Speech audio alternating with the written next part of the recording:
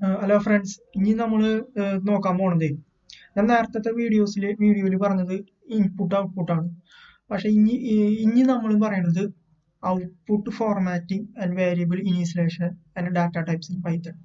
അപ്പം ഞാൻ എടുക്കുന്നത് variables initialisation and data types.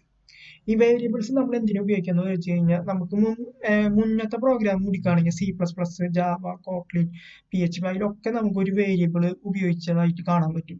ഈ വേരിയബിൾ ശരിക്കും എന്തിനും ഉപയോഗിക്കാന്ന് വെച്ച് കഴിഞ്ഞാൽ നമുക്കൊരു ഡാറ്റാനെ സ്റ്റോർ ചെയ്യാൻ മെമ്മറിയിലേക്ക് സ്റ്റോർ ചെയ്യാൻ വേണ്ടിയിട്ടാണ് വേരിയബിൾ ഉപയോഗിക്കുന്നത്. ഇനി പൈത്തണിൽ മറ്റുള്ള ലാംഗ്വേജസിൽ ഒരു അഡ്വാൻറ്റേജ് ഉണ്ട്. അതെന്താന്ന് വെച്ച് കഴിഞ്ഞാൽ പൈത്തണിൽ വേരിയബിൾ ഡിക്ലറേഷൻ ഓട്ടോമാറ്റിക് ആയിട്ട് നടക്കും. നമ്മൾ ഒരു വേരിയബിളിലേക്ക് എപ്പോൾ ഒരു വാല്യൂ അസൈൻ ചെയ്യുകയാണെങ്കിൽ അപ്പം തന്നെ വേരിയബിൾ ഡിക്ലറേഷൻ നടക്കണം. വേരിയബിൾ ഡിക്ലറേഷൻ നടക്കണം. ഒരു വേരിയബിളിലേക്ക് ഒരു വാല്യൂ നമ്മൾ അസൈൻ ചെയ്യുകയാണെങ്കിൽ അപ്പം തന്നെ വേരിയബിൾ ഡിക്ലറേഷൻ നടക്കണം. പക്ഷെ നമുക്ക് C++, ജാവ, കോട്ട്ലിനിലാണെങ്കിൽ നമുക്ക് ചെയ്യേണ്ടി വരുന്നു. കണ്ട, ഇൻറ്റ് i = 0 അങ്ങനെ നമുക്ക് സെപ്പറേറ്റ് ആയിട്ട് ഇനീഷ്യലൈസേഷൻ ചെയ്യണം.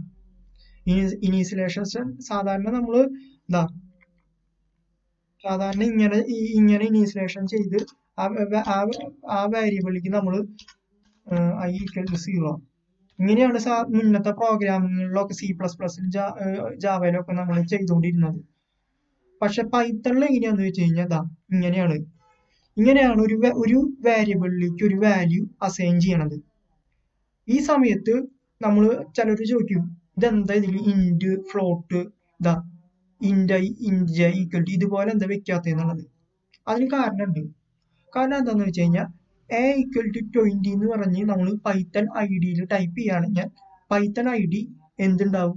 പൈത്തൺ ഐഡി എയുടെ വാല്യൂ 20 എന്ന് പറഞ്ഞ വാല്യൂ ഇൻറ്റീജർ ആണെന്ന് മനസ്സിലാക്കും. ഞാൻ പറഞ്ഞല്ലോ, variable declaration take place automatically പൈത്തണിൽ. ആ ഒരൊറ്റ കാരണം കൊണ്ട് തന്നെ എന്തുണ്ടാവും?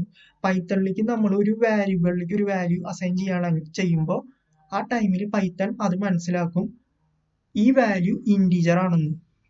ഇനിയിപ്പോൾ നമ്മൾ a = 1.5 കൊടുക്കുകയാണെങ്കിൽ പൈത്തൺ എന്ത് മനസ്സിലാക്കും? എയുടെ വാല്യൂ ഫ്ലോട്ടിംഗ് പോയിന്റ് ആണെന്ന് മനസ്സിലാക്കും. ഇനിയിപ്പോൾ എക്ക് നമ്മളൊരു സ്ട്രിംഗ് വാല്യൂ കൊടുക്കാൻ നോക്കാം.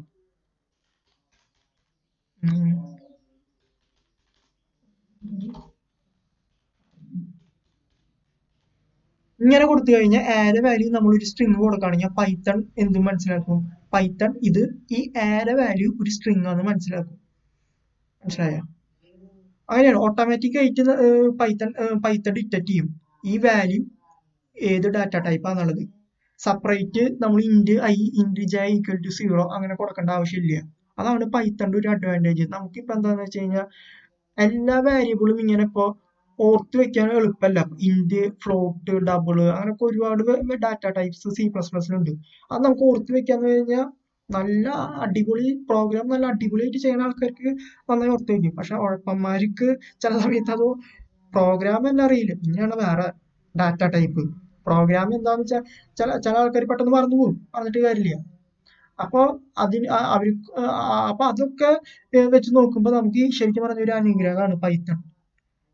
ഇങ്ങനെ ഒരു ഏറ്റവും സിമ്പിൾ സാധനം, ജസ്റ്റ് ഒരു വേരിയബിളിന്റെ നെയിം = വാല്യൂ ഇത്ര ചെയ്താൽ മതി, ഡിക്ലറേഷൻ ഓട്ടോമാറ്റിക് ആയിട്ട് നടക്കും. അപ്പൊ നമുക്ക് ഒന്ന് ഐഡിയയിലേക്ക് പോവാം, എങ്ങനെ വേരിയബിളിലേക്ക് വാല്യൂ അസൈൻ ചെയ്യാന്നുള്ളത്. ഞാൻ പ്രിന്റ്, ഇൻപുട്ട് അതൊക്കെ ഞാൻ നേരത്തെ പറഞ്ഞതാണ്, പിന്നെയും ഞാൻ പറയുന്നില്ല. ഞാൻ ആദ്യം തന്നെ ഒരു വേരിയബിൾ അസൈൻ ചെയ്തു 10, a = 10 കൊടുത്തു. ഞാൻ വേരിയബിൾ പ്രിന്റ് ചെയ്തു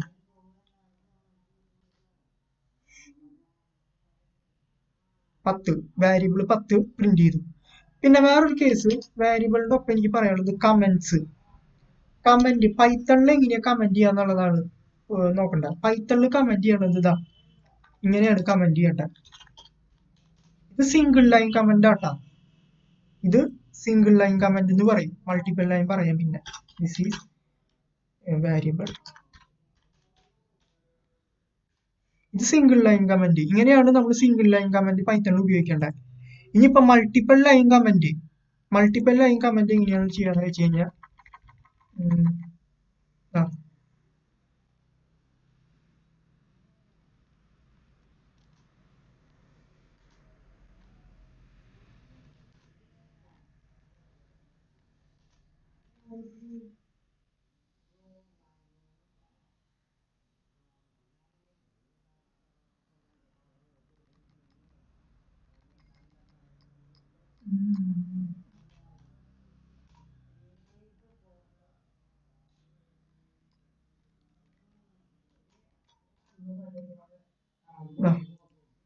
അങ്ങനെയാണ് മൾട്ടിപ്പിൾ ലൈനിൽ ലൈനിങ്ങല്ലോ.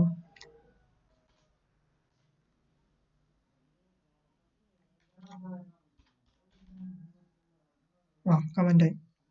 മൾട്ടിപ്പിൾ ലൈൻ കമന്റ് ഇങ്ങനെയാണ് ഉപയോഗിക്കേണ്ടത്.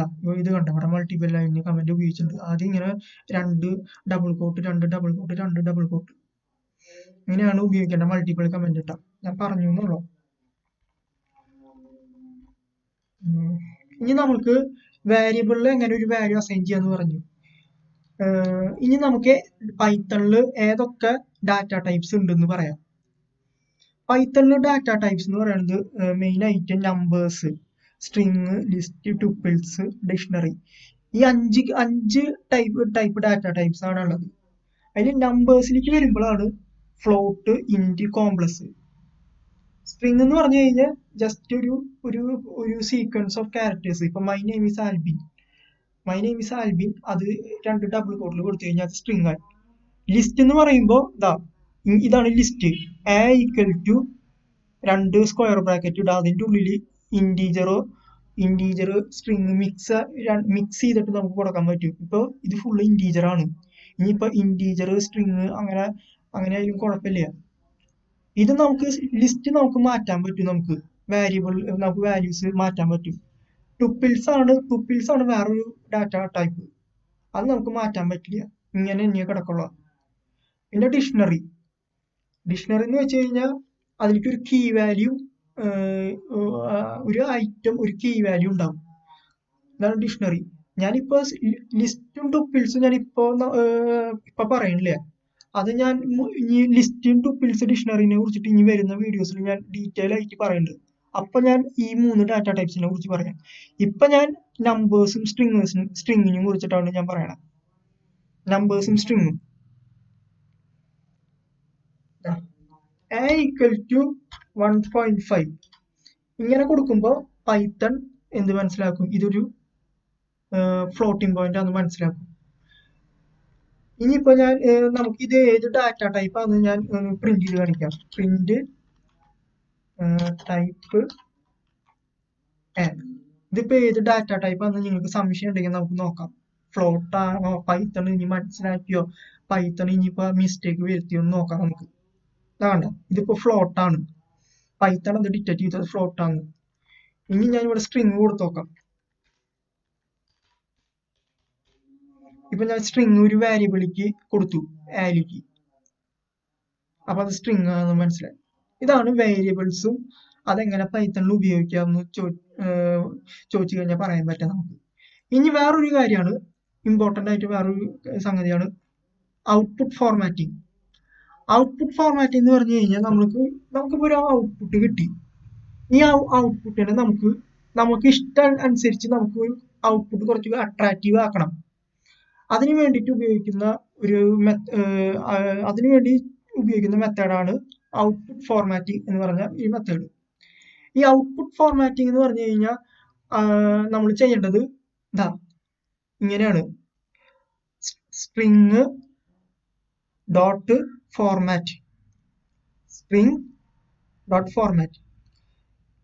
ഇപ്പോ ഇവിടെ ഞാൻ ഈ കൊടുത്ത പ്രോഗ്രാം പറയുകയാണെങ്കിൽ print the value of A and B is ഈ കേളി bracket 2 dot format A1 A2 ഇങ്ങനെ കൊടുക്കുമ്പോൾ എന്തുണ്ടാന്ന് വെച്ച് കഴിഞ്ഞാൽ ഈ A1ന്റെ വാല്യൂ ഫസ്റ്റത്തെ കേളി ബ്രാക്കറ്റിലേക്ക് പോകും, A2ന്റെ വാല്യൂ ഈ കേളി ബ്രാക്കറ്റിലേക്ക് പോകും. ഇതാണ് ഇവിടെ നടക്കണേ. അപ്പോൾ നമുക്ക് അട്രാക്റ്റീവ് ആക്കാൻ വേണ്ടിയിട്ട് ഇങ്ങനെയാണ് പറ്റുക. നമുക്കിപ്പോ എയുടെ വാല്യൂ ഇപ്പൊ ഈ the value of A is എന്ന് പറഞ്ഞിട്ട് ഈ എയുടെ വാല്യൂ പ്രിന്റ് ചെയ്യണമെങ്കിൽ ഈ കേളി ബ്രാക്കറ്റ് പിടിക്ക് മാറ്റാം ആൻഡിന് മുമ്പ്. അത് നമുക്ക് കമ്പൈൽ ചെയ്യുമ്പോൾ ഞാൻ കാണിച്ചു തരാം. തൽക്കാലം ഇത്ര ഓർത്ത് വെക്കണ്ടോ. ഡബിൾ കോട്ട് അതിൻ്റെ ഉള്ളിൽ സ്ട്രിങ്ങിന്റെ ഉള്ളിൽ നമുക്ക് എവിടെയാണോ വാല്യൂസ് ഇങ്ങനെ പ്രിന്റ് ചെയ്യേണ്ടത് അവിടെ നമ്മൾ ഒരു എംപ്റ്റി കേളി ബ്രാക്കറ്റ് ഇടാം ഇങ്ങനെ. ഡോട്ട് ഫോർമാറ്റ് ഏത് വേരിയബിൾ ആണ് പ്രിന്റ് ചെയ്യണത്. ഇപ്പൊ 2 വേരിയബിൾ ആണ് പ്രിന്റ് ചെയ്യണത്. ആ ഫോർമാറ്റിന്റെ ഉള്ളിൽ A1 A2 ഇങ്ങനെ കൊടുത്തു കഴിഞ്ഞാൽ നമുക്ക് ഫോർമാറ്റിംഗ് മെത്തേഡ് പറ്റും. ഇനി നമുക്ക് കുറച്ചും കൂടി മനസ്സിലാകാൻ വേണ്ടിയിട്ട് നമുക്ക് ഐഡിയിലേക്ക് പോവാം. കമ്പൈൽ ചെയ്ത് കാണിച്ചുതരാം. ഞാനിപ്പോ ഇവിടെ എടുക്കുന്നത് 2 നമ്പേഴ്സ് എടുക്കുകയാണ് വേരിയബിൾ. 2 നമ്പേഴ്സാണ് ഞാനിപ്പോ ഇവിടെ എടുക്കണത്. A = 10 കൊടുത്തു. B = നമുക്കൊരു ഫ്ലോട്ടിംഗ് പോയിന്റ് കൊടുക്കാം 28. ഇനി ഇതാണ് ഇതിനെ നമുക്ക് കുറച്ച് അട്രാക്റ്റീവ് ആയിട്ട് നമുക്ക് ഔട്ട്പുട്ട് പ്രിന്റ് ചെയ്യണം. അതിന് വേണ്ടിയിട്ട് ഞാൻ ചെയ്യണത് print my value of A is ഇനി എനിക്ക് ആരെ വാല്യൂ പ്രിന്റ് ചെയ്യണം. അതിന് വേണ്ടിയിട്ട് ഒരു കേളി ബ്രാക്കറ്റ് ഇങ്ങനെ empty ആയിട്ട് ഇടുക. empty ആയിട്ട് ഇടുമ്പോൾ ആരെ വാല്യൂ ഇവിടേക്ക് വീഴും കേളി ബ്രാക്കറ്റിന്റെ ഉള്ളിൽ. അങ്ങനെയാണ് വർക്കിംഗ് നടക്കണം കേട്ടോ. വാല്യൂ ഓഫ് A ഈസ് എന്ന് പറഞ്ഞിട്ട് 10 ഇവിടെ പ്രിന്റ് ചെയ്യും. And B is Keli bracket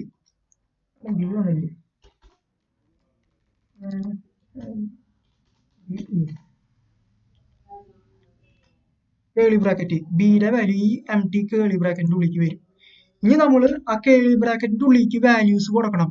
അതിന് വേണ്ടിയിട്ട് നമ്മൾ ഫോർമാറ്റ് എന്ന് പറഞ്ഞ മെത്തേഡ് ഉപയോഗിക്കുന്നു. ഫോർമാറ്റ് ഉപയോഗിക്കുന്നത് എന്തിനാ? ആ ഫോർമാറ്റിന്റെ ഉള്ളിലത്തെ ഏത് വാല്യൂ ആണോ ഇട്ട് കൊടുക്കണേ അത് നമ്മുടെ കേളി ബ്രാക്കറ്റിന്റെ ഉള്ളിലേക്ക് വീഴും ഓർഡറിൽ. ഇപ്പൊ ഫസ്റ്റത്തെ 10 ഇട്ട് കൊടുക്കുകയാണെങ്കിൽ ഫസ്റ്റത്തെ 10 ഇതിലേക്ക് വരും. ഇനിയിപ്പോ ഓർഡർ തെറ്റി 28.57 ആദ്യം ഇട്ട് കൊടുക്കുകയാണെങ്കിൽ ഈ ആന്റെ വാല്യൂക്ക് അത് വരും. നമുക്ക് നോക്കാം എങ്ങനെ വരാൻ. ആദ്യം ഞാൻ B കൊടുത്തു. ഫോർമാറ്റിന്റെ ഉള്ളിൽ A ആദ്യം പ്രിന്റ് ചെയ്യും, B സെക്കൻഡ് പ്രിന്റ് ചെയ്യും. B ഇവിടേക്ക് ആദ്യം സെക്കൻഡ് പ്രിന്റ് ചെയ്യും. നോക്കാം. ഇനി ഞാൻ ഓർഡർ മാറ്റി കൊടുക്കാം. ബിയുടെ വാല്യൂ ആദ്യം പ്രിന്റ് ചെയ്യണം, എയുടെ വാല്യൂ സെക്കൻഡ്. അതിനാണ് നമ്മൾ ഈ സ്ട്രിംഗ് ഫോർമാറ്റിംഗ് ഉപയോഗിക്കുന്നത് തന്നെ. നമുക്ക് ഓർഡർ മാറ്റിയിട്ട് ഔട്ട്പുട്ടുകൾ ഓർഡർ മാറ്റി പ്രിന്റ് ചെയ്യിക്കണം, പിന്നെ കുറച്ചും കൂടി അട്രാക്റ്റീവ് ആയിട്ട് പ്രിന്റ് ചെയ്യണം. അതിന് വേണ്ടിയിട്ടാണ് ഞാൻ ഈ സ്ട്രിംഗ് ഫോർമാറ്റ് ഉപയോഗിക്കണം. ഞാൻ കൊടുത്തോക്കാം. വേണ്ട, value of A is 28.5 and B is 10. അതായത് ഇത് ആദ്യം കൊടുത്തുകൊണ്ട് ഇവിടെ വന്നു, ഇത് രണ്ടാമത് കൊടുത്തുകൊണ്ട് ഇവിടെ വന്നു. അതുകൊണ്ടാണ് അങ്ങനെ വരാൻ കാരണം കേട്ടോ.